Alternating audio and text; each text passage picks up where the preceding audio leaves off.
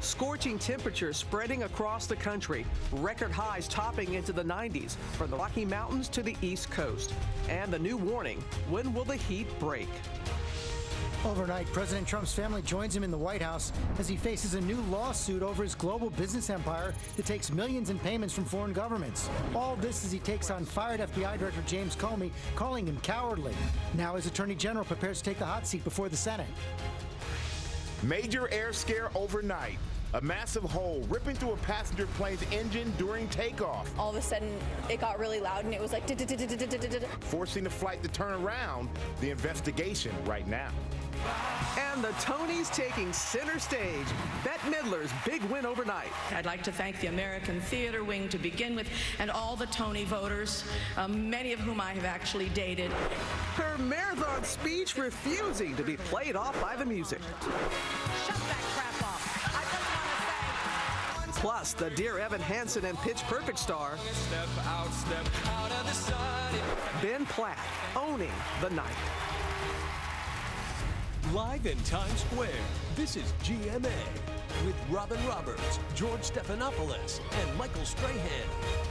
And what a night at the Tonys with Bette Midler and also Ben Platt. What he had to say was so incredibly touching. He said, for any young people watching at home, don't waste any time trying to be like anybody else, because the things that make you strange are the things that make you powerful. And he had a powerful performance as well last night. That was really They won great. 6 Tonys last night. It's going to be hard to get a ticket now. Yep, it's very hard to get a ticket. Big night for everybody at the Tonys. And you know what? It is a big week for the president because his family is finally moving with him into the White House. They moved in last night. The president facing a new lawsuit this morning. We're going to get more on that ahead. But first, that scorching heat wave. Record highs from the Midwest to the East Coast right now. And Rob Marchand is outside the studio right here in Times Square. Rob, we are feeling it. And, you know, just a week ago, George, we were in the 50s, so a rude awakening. And for many, this is day 2, 3, and maybe even 4 of 90-plus degree heat. Check it out, from Denver all the way to Chicago, St. Louis, and yes, to the Northeast. New England, records in Burlington and Caribou, over 90 degrees yesterday, and we'll see more records today. And with that, across the bigger cities, air quality alerts from D.C., Philly, New York could be mid-90s. That means you're going to limit your outdoor activity if you can. Certainly drink lots of water and grab shade when you can as well. Another component with this, severe weather. We had it yesterday in Wisconsin. Look at this roof being blown off. 70-mile-an-hour winds there, near 80 miles an hour just west of Minneapolis. So storminess there, and at one point over 100,000 people without power. We have another threat today for severe weather. We're going to highlight that for you in just a few minutes. George, back inside you. Week or so from summer, but it is here. It is here, and also is here another busy week in Washington. President Trump facing a new lawsuit over his businesses and foreign payments. This as the First Lady and Barron are waking up in the White House, moving in over the weekend to join President Trump there full time now that Barron is out of school. All eyes are on Attorney General Jeff Sessions as he prepares to testify about the Russia investigation tomorrow. This as President Trump faces new questions about his conversations with fired FBI Director James Comey. Let's go to our chief White House correspondent, John Carl, for more on all this. Good morning, John. Good morning, Robin. And on top of all that, the president faces a new lawsuit this morning that is unprecedented in American history. Overnight, the D.C. Attorney General's office confirmed to ABC News that D.C. and Maryland will sue President Trump today, alleging a breach of anti-corruption clauses in the Constitution. In the lawsuit, which was first reported by the Washington Post, the attorneys general alleged the president has broken his promises to separate his public duties from his private businesses. It's the first time a state government has filed such a lawsuit against a president. Meanwhile, the president escaped Washington for the weekend, spending time at his New Jersey golf club. But James Comey was still very much on his mind. I believe the James Comey leaks will be far more prevalent than anyone ever thought possible, he tweeted Sunday morning, asking, totally illegal? Very cowardly. In his testimony, Comey acknowledged he asked a friend to share with a reporter contents of a memo he wrote about a confidential conversation he had with the president. This is the president speaking. I hope you can see your way clear to letting this go, to letting Flynn go. Now, those are his exact words. Is that correct? Correct. The president told me he firmly denies Comey's version of events. I didn't say that. So he lied about that? Well, I didn't say that. I mean, I will tell you, I didn't say that. And did he ask you to pledge his And there'd be loyalty? nothing wrong if I did say it, according to everybody that I've read today, but I did not say that. And the president said he'd be willing to swear that he is the one telling the truth. So if Robert Mueller wanted to speak with you about that, I would be glad to tell tell him exactly what I just told you, John. Now the Senate's top Democrat is calling on President Trump to tell his side of the story to Congress. This is serious stuff. We have the former director of the FBI under oath saying one thing, President Trump saying another. There's one way to definitively know the truth. It's the president who once suggested there may be recordings of his conversations. When will you tell us about the recording? Over a fairly short period of time. Are there tapes, sir? Oh, you're going to be very disappointed when you hear the answer. Don't worry. The president's legal team, by the way, says we'll have an answer to that question about the recordings this week. Meanwhile, Attorney General Jeff Sessions will be testifying before the Senate Intelligence Committee tomorrow. The big question now, George, is whether or not that testimony will be public or private. That's right. A lot of legal questions facing the president. John, thanks very much. And for more on this, we're joined by the independent counsel who investigated President Bill Clinton, Ken Starr. Mr. Starr, thank you for joining us this morning. I want you to start out by putting yourself in Robert Mueller's shoes right now. You've been there before. After last week's Comey testimony and the president's response, would you be investigating possible obstruction of justice? Oh, yes, you have to look at everything. In light of what the director said in his testimony, you've got to analyze it. So the short answer is you gather all the facts, you assess all the facts. It looks as if it is going to be, George, a he said versus he said situation. But yeah, you've got to look at everything. That's the job of the special counsel. He said. Do you think James Comey would lie under oath? I'm not going to say anyone is lying. People have different recollections of the very same conversation. The key, though, is what, even if the president said what the director said he said, does that in fact constitute either obstruction of justice or another crime? And I don't think it's even close at this stage. We shall see. There's a requirement of corrupt intent. Moreover, the word hope, even though it was taken by the director as a directive, was not acted upon by the director as if he had been given an order. Can I stop you there? I'll also say this, George. The director... Doesn't the fact that the president kicked everyone else out of the room, the attorney general, the vice president, his staff, at least suggest corrupt intent? Not necessarily corrupt intent. It suggests unwisdom. We're using Trump Tower methodology here to carry on business in Washington. That's unwise. I just don't think at this stage we're anywhere near a crime. Nonetheless, we have to investigate it. That's what Mueller, Bob Mueller, who's a great man and a terrific lawyer, honest as the day is long, is going to be doing. I will say this. For the director of the FBI to feel as if he's been given a directive, he should have immediately reported that, at a minimum, to the Inspector General. He should have called the White House counsel. He should have said, I believe I am being directed to do something that's utterly inappropriate. He did not take any of the steps that a reasonable director of the FBI, in my judgment, would have taken. You say that Robert Mueller is honest as the day is long. You have some of the president's defenders out there now calling the whole investigation into question because of Mueller's friendship with James Comey. Newt Gingrich says he thinks it's going to be a witch hunt. Is that a legitimate fear, and do you believe that Mueller is in any way compromised by his relationship with Comey?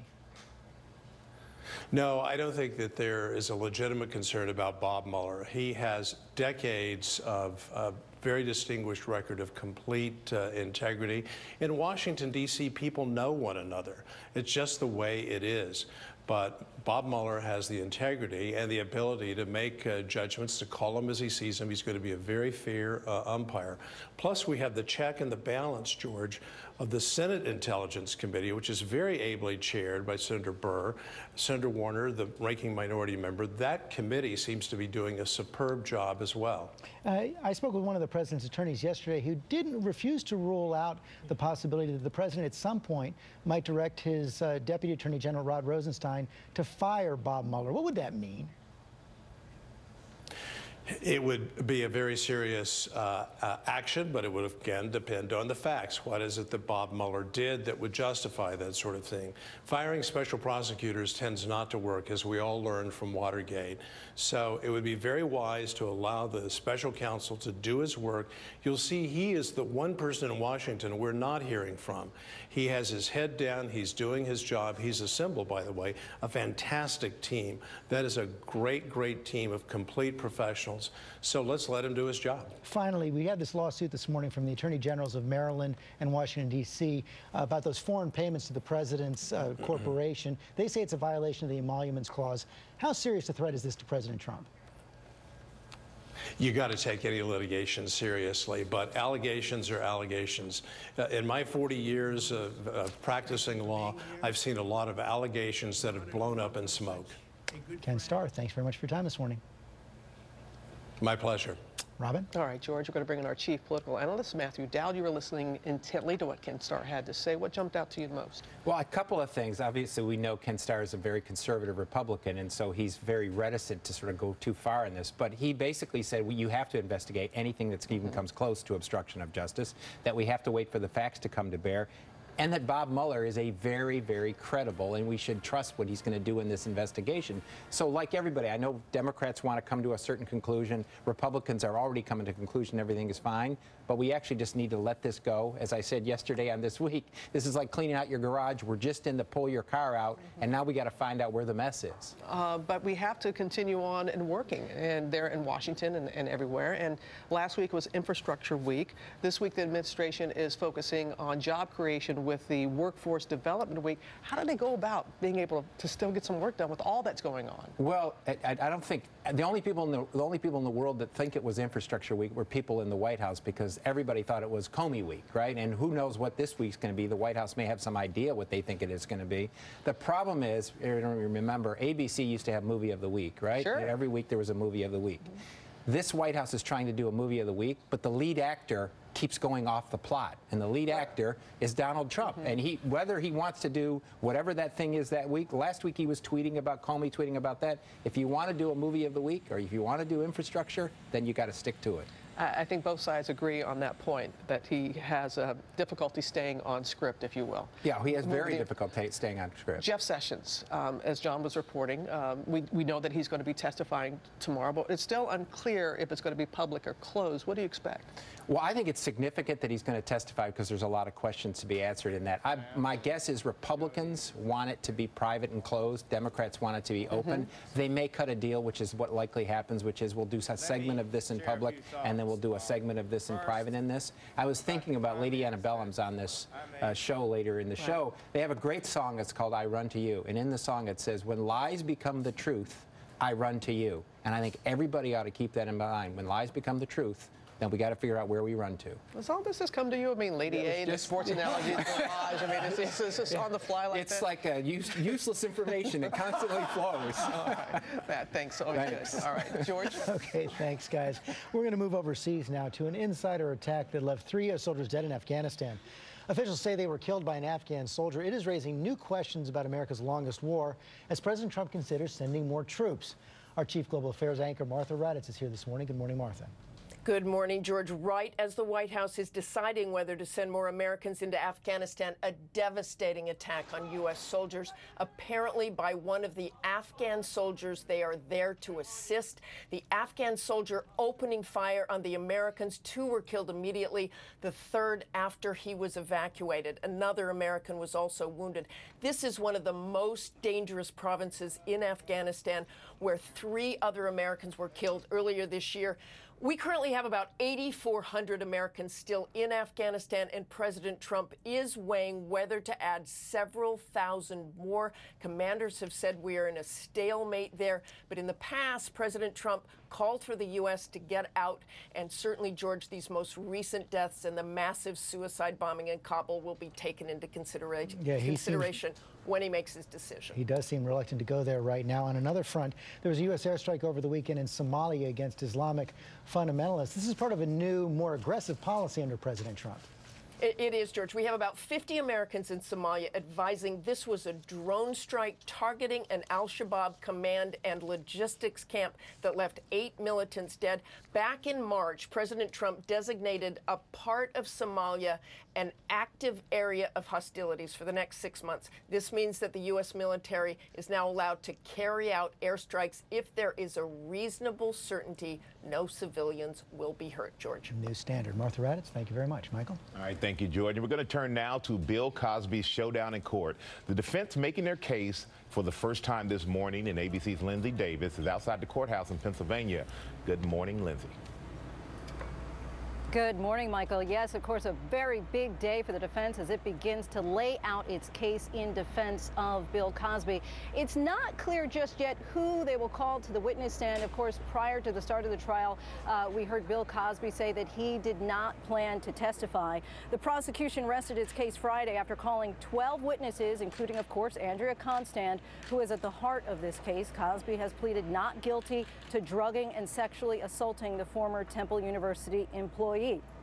Now, it's also quite possible that closing arguments could begin as early as today. One local defense attorney said of Cosby's lawyer, Brian McMonigal, he's the best closer I've ever seen. Quote, this is Sinatra at Madison Square Garden in '74. And another big headline, ABC News has learned that Camille Cosby, Bill Cosby's wife of 53 years, plans to escort her husband into court today. This will, of course, be the first time that we have seen her at the trial. Michael. All right, Lindsay, Camille joining him in court, that's a huge development. Has she made a statement, or if not, can we expect her to? Yeah, 2 years ago, she did release a written statement where she defended her husband and said, he is the man you thought you knew. Today, I would imagine a statement is unlikely, but we'll see. All right, thank you, Lindsay Davis, and we'll keep our eye on that. Now we're going to go to Amy with the morning's other top stories. What you got, Amy? That's right. Good morning, guys. Church bells around Orlando will ring at noon today to mark 1 year since the Pulse nightclub massacre. Overnight, a procession of angels holding candles surrounded the gay club. Inside, during a private ceremony, family members read the names of the 49 people killed when a lone gunman opened fire. More services will be held this evening.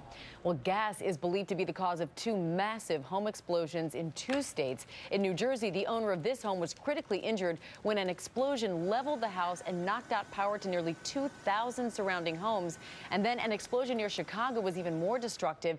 The owners were not home, fortunately, but 50 nearby homes were damaged.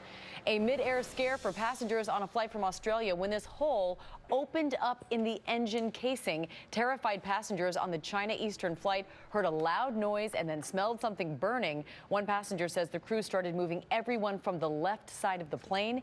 They eventually landed safely back in Sydney. Investigators are now trying to determine what exactly happened. And a very special moment on a Delta flight from Atlanta to Washington. If you see there on your screen, that is former President Jimmy Carter.